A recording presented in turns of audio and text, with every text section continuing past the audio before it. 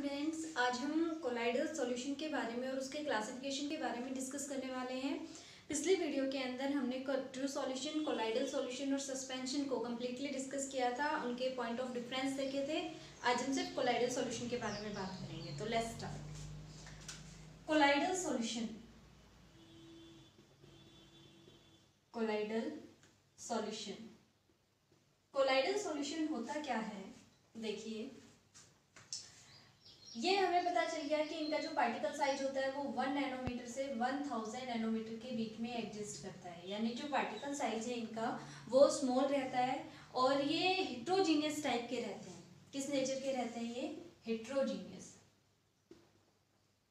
Heterogeneous nature के होते हैं। जिस तरीके से देखो यहाँ पर सॉल्यूशन है, कोलाइडल सॉल्यूशन है तो सॉल्यूशन ही है भी। जिस तरीके से एक सॉल्यूशन को बनाने के लिए हम क्या लेते हैं? सोल्यूट प्लस सोलवेंट, और ये किसमें कन्वर्ट हो जाता है? एक सॉल्यूशन के अंदर कन्वर्ट हो जाता है। सेम उसी तरीके से कोलाइडल सॉल्यूशन को बनाने के लिए भी हमें सोल्यूट और सोलवेंट लेने पड़ेंगे, तभी कोलाइडल सॉल्यूशन बनेगा। लेकिन कोलाइडल जो सॉल्यूशन है इसके अंदर हम इन टर्म्स का यूज नहीं करते। इसके लिए स्पेशल टर्म्स दी जाती हैं जो सोल्यूट और सोलवेंट को यहाँ रिप्रेजेंट करती हैं। वो कौन सी टर्म होती है? यहाँ पे दो टर्म यूज करेंगे हम। Number first, dispersion phase.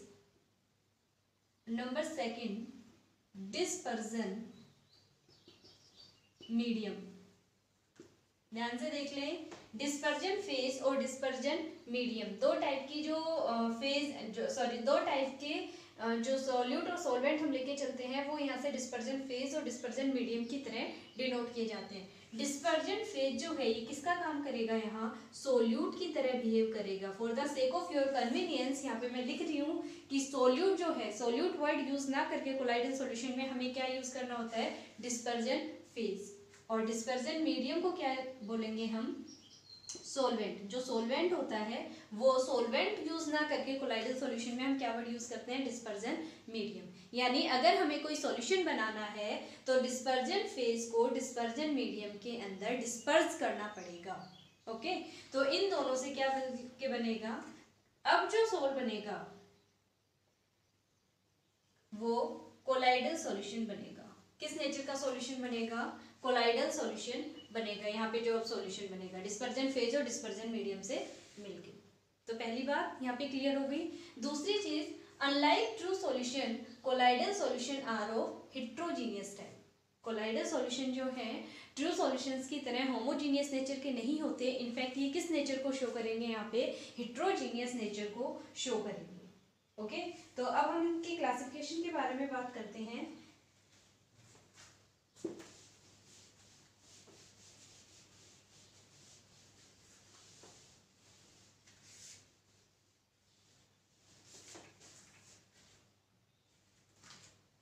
Classification,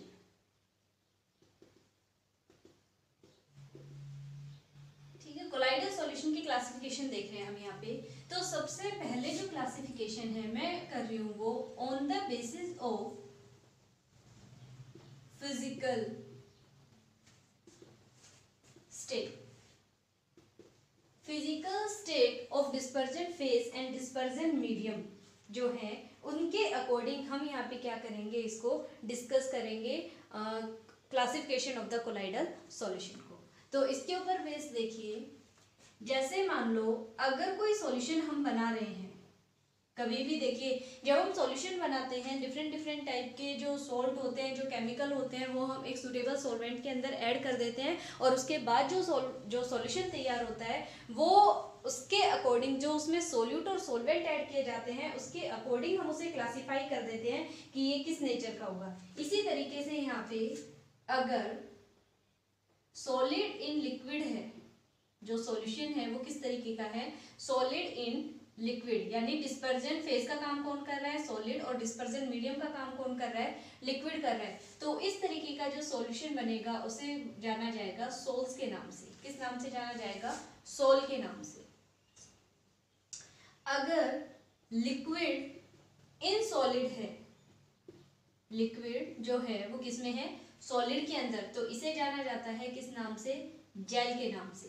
ध्यान रखें इस चीज का। लिक्विड यहाँ पे डिस्पर्जन फेज का काम कर रहा है और सॉलिड यहाँ डिस्पर्जन मीडियम का काम कर रहा है। तो जो सॉल्यूशन हमारा बनेगा वो कैसा रहेगा, जेल के नाम से जाना जाएगा, जेल टाइप का होगा। अगर मान लो जो सॉल्यूशन है वो कैसा रहे, लिक्विड इन लिक्विड,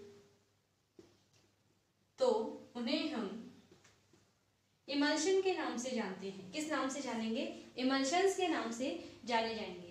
यानी जो डिफरेंट सोल्यूट और सोलवेंट है, डिस्पर्जन फेज और डिस्पर्जन मीडियम है, उसके अकॉर्डिंग यहाँ पे सोल्स को, जो सॉल्यूशंस है उनको कैटेगराइज किया जाएगा कि either it is sol, it is gel और इमल्शन, व्हाटएवर इट इज। तो वो हमारी इस चीज के ऊपर डिपेंड कर रहा है। आपके बुक के अंदर एक टेबल बना के दी हुई होगी, उसमें 8 टाइप का जो ये फिजिकल स्टेट के अकॉर्डिंग क्लासिफिकेशन है वो दे रखा होगा। आप उसे एक बार जरूर पढ़ें और साथ में उसके जो एग्जाम्पल्स हैं उन्हें और ध्यान से लिखें। अब देखिए इसके अलावा डिस्पर्जन मीडियम के अकॉर्डिंग और हम इसे क्लासिफाई कर लेते हैं, डिस्पर्जन मीडियम। ओके, तो अब यहाँ पे हम डिस्पर्जन मीडियम के बारे में बात करेंगे। सबसे पहले देखिए डिस्पर्जन मीडियम मान लो मैंने ले लिया वाटर। अगर डिस्पर्जन मीडियम वाटर है तो जो हमारा सॉल्यूशन होगा, जो हमारा कोलाइडल सॉल्यूशन होगा, उसे किस नाम से जाना जाएगा।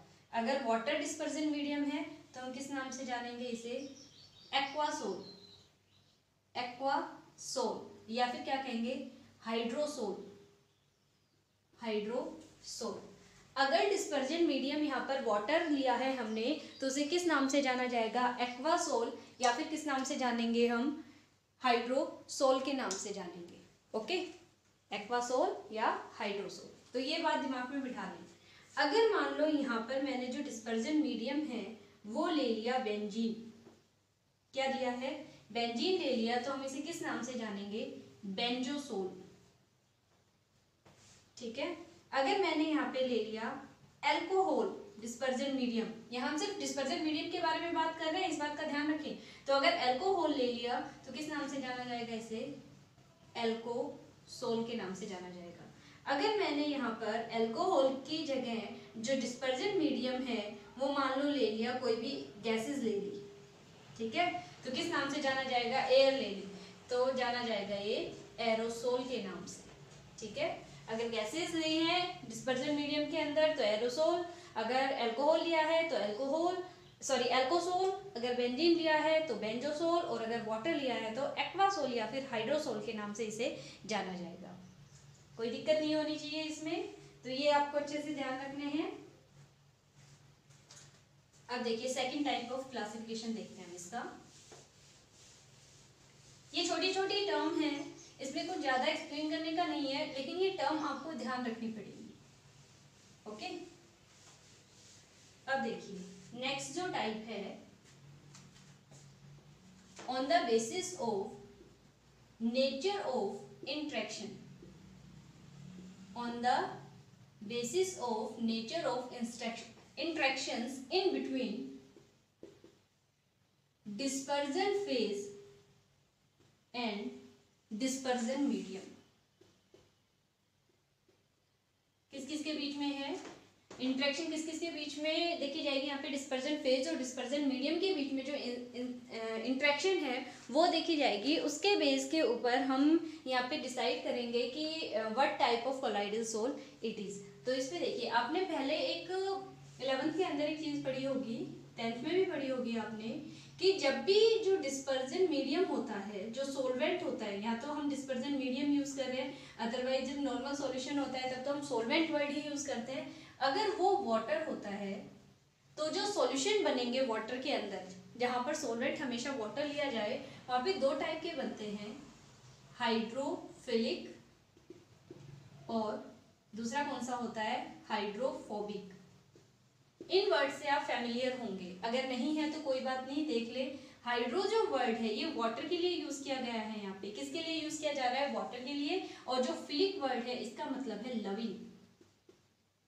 ठीक है, यानी ऐसे सॉल्यूशन जो वाटर लविंग होते हैं उन्हें क्या कहते हैं, हम हाइड्रोफिलिक सॉल्यूशन कहा जाता है। और हाइड्रोफोबिक क्या होता है, हाइड्रो का मतलब यहाँ भी सेम रहेगा वाटर, और फोबिक का मतलब क्या रहेगा, हेटिंग। यानी वाटर हेटिंग टाइप के जो सॉल्यूशन होते हैं उन्हें क्या कहा जाता है, हाइड्रोफोबिक। ये तो किस कंडीशन में होता है, जब हमारा डिस्पर्जन मीडियम क्या है, वाटर है। लेकिन जरूरी तो नहीं है कि हर बार जो हम सॉल्यूशन बनाएं जो सोलवेंट हो वो वाटर ही लेके चले, क्योंकि अभी हमने कोलाइडल सॉल्यूशंस के अंदर देखा कि जो डिस्पर्जन मीडियम होता है वो डिफरेंट डिफरेंट तरीके का होता है। बेंजीन हो सकता है, वाटर हो सकता है, अल्कोहल हो सकता है, गैसेज हो सकती है, किसी भी तरीके का हो सकता है। तो वहां पर सिर्फ हाइड्रोफोबिक या हाइड्रोफिलिक जो वर्ड है ये यूज करना सुटेबल नहीं होता। तो इसलिए जो कोलाइडल सोल है यहाँ पर जो डिफरेंट अगर कोई भी लिक्विड हमने डिस्पर्जन मीडियम चूज किया है, कोई भी लिक्विड, वो अल्कोहल हो सकता है, वो बेंजीन हो सकता है, वो वाटर हो सकता है, वो कुछ और केमिकल हो सकता है, तो उस टाइम पे हम इसे क्या लिखेंगे, लायोफिलिक और लायोफोबिक।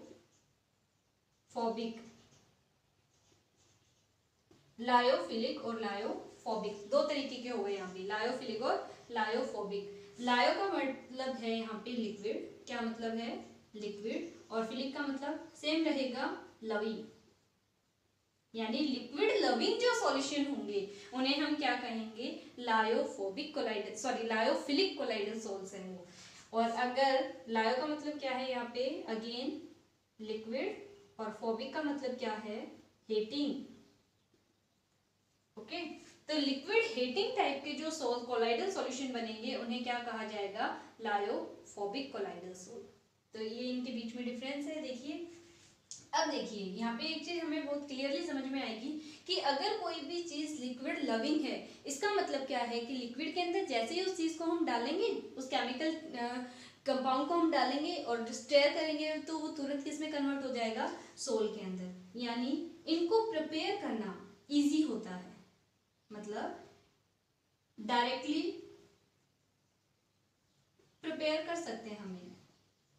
ओके, जैसे ही लिक्विड के अंदर डालेंगे, स्टेयर करेंगे, सॉल्यूशन बनके तैयार हो जाएगा, क्योंकि ये तो लिक्विड लविंग टाइप के हैं। तो इन्हें डायरेक्ट मेथड्स के थ्रू हम प्रिपेयर कर सकते हैं, जैसे स्टार्च, गम, जिलेटिन, ये जो सारी चीजें हैं, इन्हें जब वाटर के अंदर आप ऐड करेंगे तो इजीली सॉल्युबल हो जाएंगे उसमें, और एक सॉल्यूशन, एक क्लियर जो सॉल्यूशन होता है वो बना के देंगे। तो इस तरीके के जो एग्जांपल हैं वो लायोफिलिक के अंदर कंसीडर किए जाते हैं, ये बहुत ही इजीली बन जाते हैं, और क्योंकि इनमें कुछ एक्स्ट्रा एफर्ट्स नहीं करने पड़ते, ये बहुत आराम से बन जा रहे हैं, इसलिए हम इन्हें क्या कहते हैं, इंट्रिंसिक सोल्स के नाम से भी इन्हें जाना जाता है। ठीक है, क्योंकि इन्हें डायरेक्टली बनाया जा सकता है, बहुत ही इजीली ये बन जाते हैं, तो इन्हें इंट्रिंसिक भी कहते हैं। एक खासियत और रहती है इनकी कि हम इन्हें सेपरेट आउट भी कर सकते हैं, सेपरेट आउट भी कर सकते हैं इजीली। यानी अगर डिस्पर्जन फेज और डिस्पर्जन मीडियम को आपने आपस में मिला दिया और कोलाइडल सोल बना लिया है, तो आप उन्हें कुछ सिंपल फिजिकल जो मेथड्स होते हैं उनको यूज करके सेपरेट आउट भी कर सकते हैं, यानी जो डिस्पर्जन फेज था उसे डिस्पर्जन मीडियम से अलग भी किया जा सकता है। तो ये इजी रहता है थोड़ा सा, है ना। तो अगर इस तरीके से हो सकता है कि वापस से वो रिटेन हो जाएंगे, तो उसके लिए हम एक स्पेशल टर्म यूज करते हैं कि these are reversible in nature, these are reversible in nature. ये रिवर्सिबल नेचर के होते हैं, इजीली फॉर्म हो सकते हैं, इजीली रिटेन हो सकते हैं। स्टार्च, गम, जिलेटिन वगैरह जो है इनके एग्जाम्पल रहेंगे, और ये लिक्विड लविंग टाइप के जो सोल्स होते हैं, सॉल्यूशंस होते हैं, उनको फॉलो करते हैं, इसलिए इन्हें लायोफिलिक के नाम से भी जाना जाता है। अब बात करते हैं लायोफोबिक। लायोफोबिक वर्ड से ही पता चल रहा है कि ये तो लिक्विड हेटिंग टाइप के हैं, इतना इजीली लिक्विड के साथ ये तो बॉन्ड फॉर्म ही नहीं करेंगे, उसके अंदर डिसोल्व ही नहीं होके देंगे। तो इसका मतलब क्या है, they are formed with some indirect method,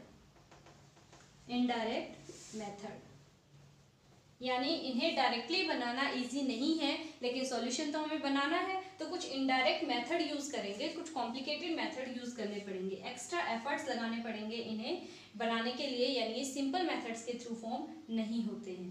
तो अगर सिंपल मेथड्स के थ्रू ये यहाँ पे फॉर्म नहीं हो रहे हैं, तो इसका मतलब किस टाइप के होंगे, या तो ये मेटल्स हो सकते हैं, है ना, या फिर क्या हो सकते हैं, मेटल ऑक्साइड्स हो सकते हैं, metal sulphide, sorry metal sulphides हो सकते हैं, इस तरीके के कंपाउंड ये हो सकते हैं। तो देखो अगर मेटल को हम वाटर के अंदर डाल के, और आप सोच के देखिए अगर किसी भी मेटल को हम वाटर के अंदर डाल के स्टेयर कर दें तो क्या वो उसमें डिसॉल्व हो जाएगी? नहीं होगी।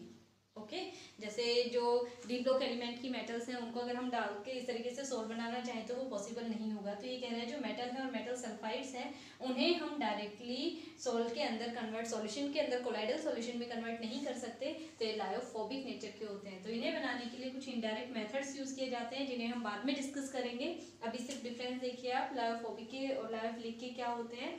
तो देखिए अगर इन्हें डायरेक्टली बनाया नहीं जा सकता है और इन्हें बनाना कॉम्प्लिकेटेड है तो ये एक्सट्रिंसिक नेचर के हैं, एक्सट्रिंसिक नेचर। ओके, इसके अलावा अगर इन्हें बनाना ही इतना कॉम्प्लिकेटेड है कि इनडायरेक्ट मेथड के थ्रू बन रहे हैं तो इन्हें दोबारा से रिटेन भी नहीं किया जा सकता, नॉन सेपरेबल,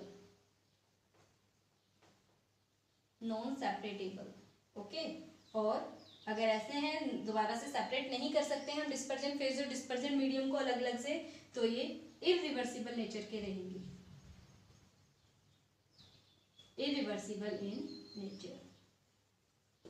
ओके, तो ये इरिवर्सिबल रहेंगे, इजीली हम इन्हें सेपरेट आउट नहीं कर सकते अगर एक बार बना दिया तो। और एक्सटेंसिव नेचर के रहते हैं क्योंकि हम इन्हें बनाने के लिए कुछ इनडायरेक्ट मेथड्स का यूज़ करते हैं, डायरेक्ट मेथड के थ्रू ये बनते ही नहीं है। तो इस तरीके की जो प्रॉपर्टीज़ हैं वो आपको इसके अंदर स्टडी करनी है, आप इन्हें पढ़ें। और नेक्स्ट जो क्लासिफिकेशन है थर्ड, वो मैं नेक्स्ट वीडियो के अंदर बताऊँगी आपको।